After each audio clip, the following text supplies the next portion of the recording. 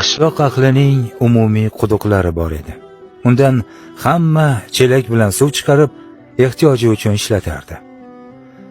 Vaqt o'tib quduqqa chelak tashlasalar, arqonning o'zi qaytib, chelak chiqmaydigan bo'lib qoldi. O'zaro maslahatlashib, kimnidir unda nimalar bo'layotganini bilib chiqishi uchun tushirmoqchi bo'lishdi.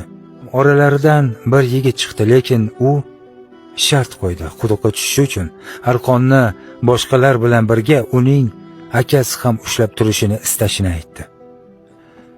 Hamma hayron bo'libdi. Odamlar uni akasini topib kelishdi. So'ng yigit quduqqa tushdi. Ichida bir daraxt shoxi borligini ko'rdi. Chelaklar o'sha shoxdan o'ta olmay bo'sh chiqayotgan ekan. Uni boshiga ortib, pastdan turib arqonni tortishlarini buyuribdi.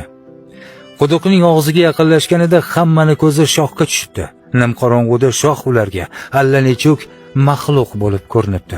Hamma qo'rquvdan arqonni tashlab qochib qolibdi. Faqat uning akasigina inisini hayotidan xavotir olganidan jon jahdi bilan chiqarib olishga urinibdi. Yigit quduqdan chiqib olganidan keyin qishloq ahli akasining chaqirishining sababini anglashibdi.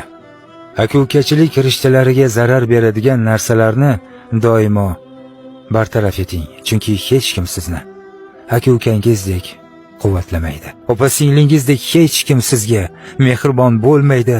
Yo'qlamasangiz ham sizni izlab, sizdan xavotir olmaydi.